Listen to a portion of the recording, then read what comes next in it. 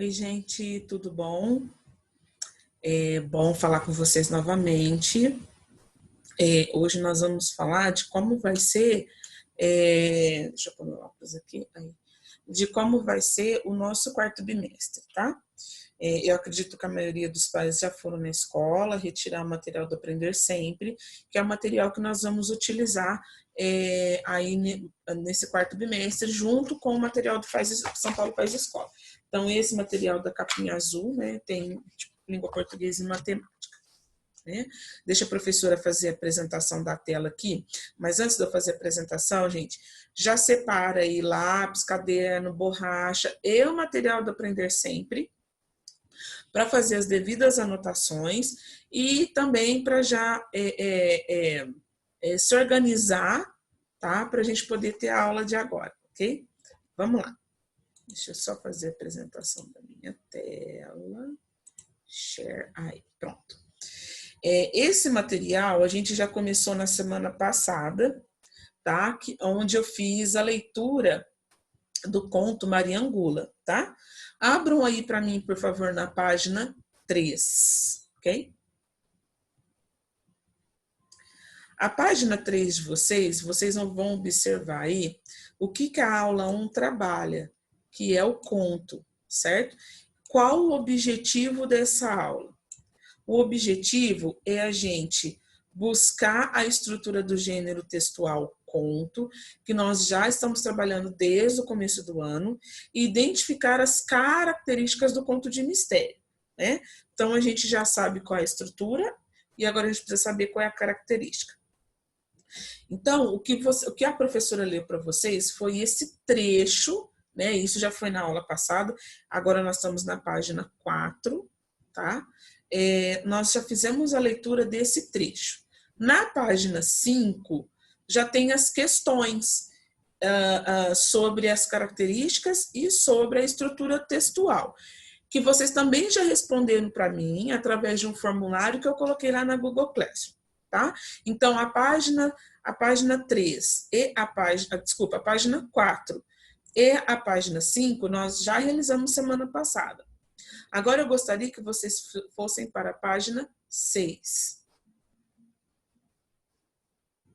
Na página 6, nós temos a aula 2, né?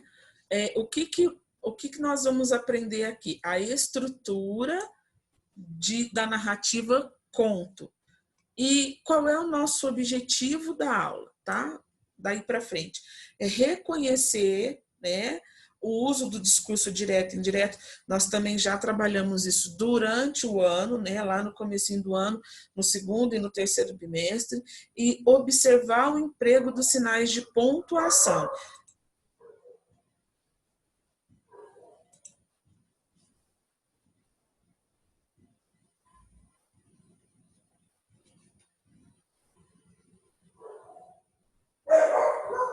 Thor.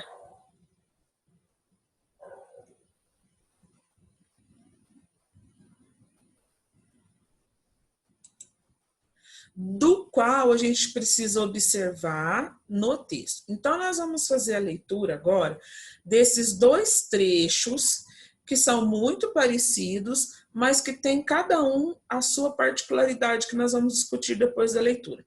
Então, lá na página 6, trecho 1, ainda do texto Maria Angula. Então, vamos lá, acompanha comigo.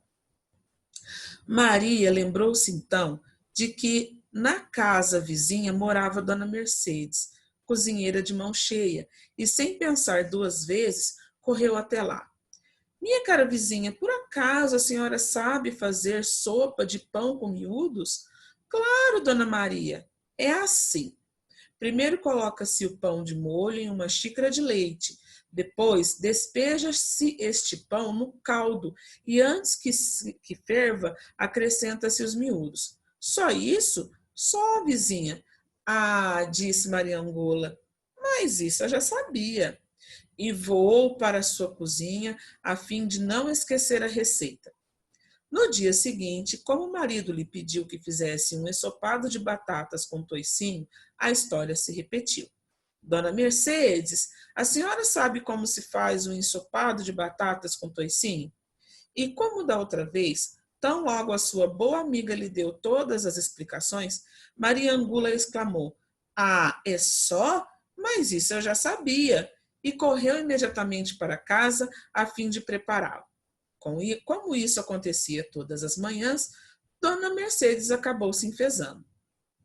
Maria Angula vinha sempre com a mesma história. "Ah, é assim que se faz o arroz com carneiro? Mas isso eu já sabia." "Ah, é assim que se prepara a dobradinha? Mas isso eu já sabia." Por isso, a mulher decidiu lhe dar-lhe uma lição e no dia seguinte: "Dona Mercedinha, o que deseja, Dona Maria?" "Nada, querida, só que meu marido quer comer no jantar um caldo de tripas e bucho. E eu..." "Ah, mas isso é fácil demais", disse Dona Mercedes. E antes que Maria Angula interrompesse, continuou: "Veja, vá ao cemitério levando um facão bem afiado. Depois espere chegar o último defunto do dia e, sem que ninguém a veja, retire as tripas e o estômago dele. Ao chegar em casa, lave-os muito bem e cozinhe com água, sal e cebolas. Depois que ferver uns 10 minutos, acrescente alguns grãos de amendoim e está pronto. É o prato mais saboroso que existe." "Ah!" disse, como sempre, Maria Angula. "É só? Mas isso eu já sabia."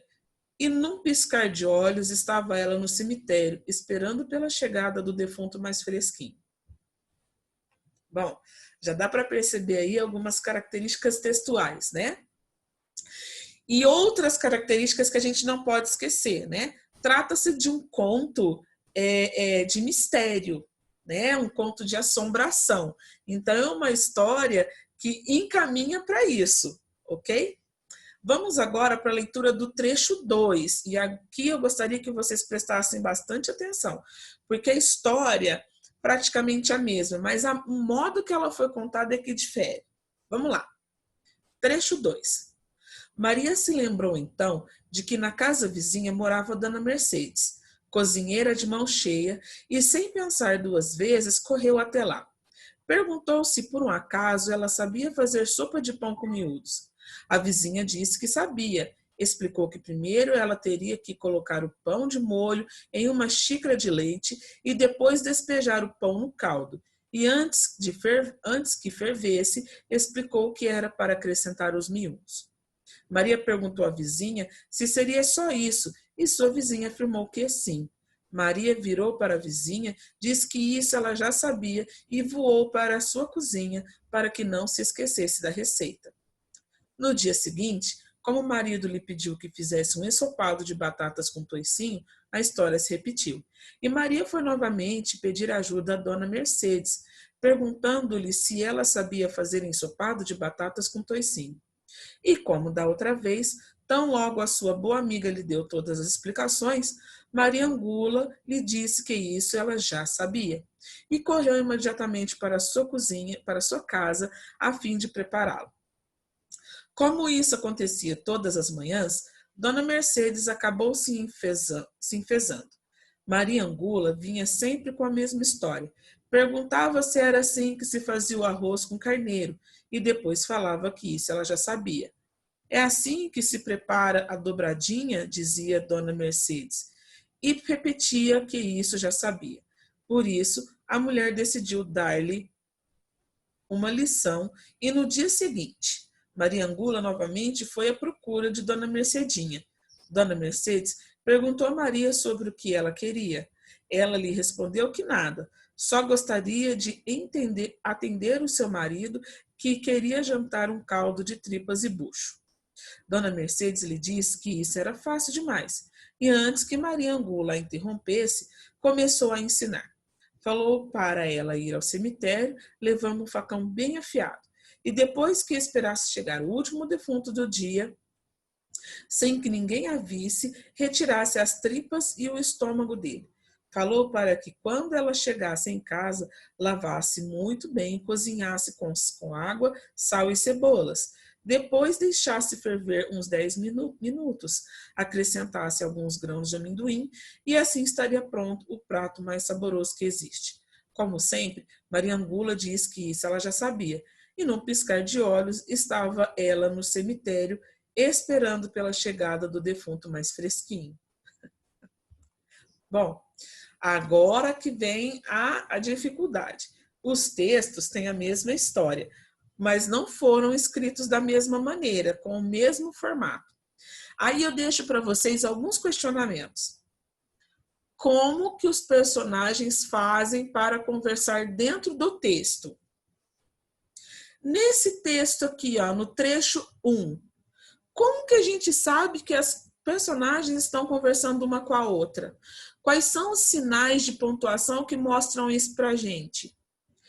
Esse trecho 1 é um discurso direto em que as personagens falam uma com a outra, ou é um discurso indireto, ao qual o narrador conta toda a história?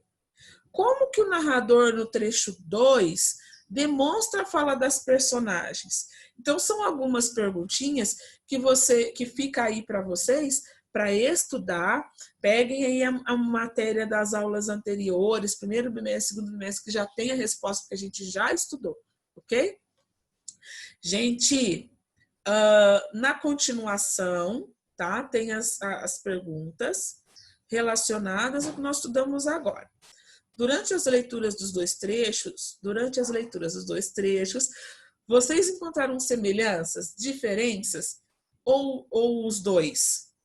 Vocês acharam semelhança ou diferença? Ou tem as duas coisas?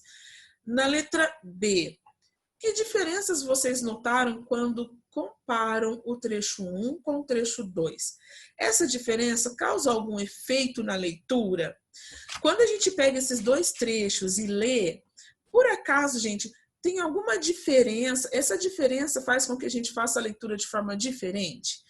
Na letra C, no trecho 2, quem fornece as informações ao leitor a respeito das informações de Mariangula? Então, lá no trecho 2, quem é que conta a história da Mariangula? Então, não está difícil de responder, né? Hora da pesquisa. O que são verbos de sende ou de elocução? Anote alguns exemplos. Não se esqueça de anotar a fonte em que conseguiu as informações. Esta pesquisa o auxiliará em outros exercícios sobre sequência didáticas. Dessa sequência didática, quanto à organização dos discursos direto e indireto. Essa pesquisa aqui, gente, a professora vai colocar na próxima atividade como que vocês vão fazer. Agora, vocês já podem responder a letra A, a letra B e a letra C, tirar uma foto e enviar para mim lá na outra atividade. Um beijo para todo mundo. Deixa só a professora terminar aqui a apresentação. Essa atividade nossa aqui é somente para leitura, tá? Na próxima postagem, a professora vai colocar a atividade para vocês responderem, tá bom? Gente, um forte abraço para vocês. Até a nossa próxima aulinha.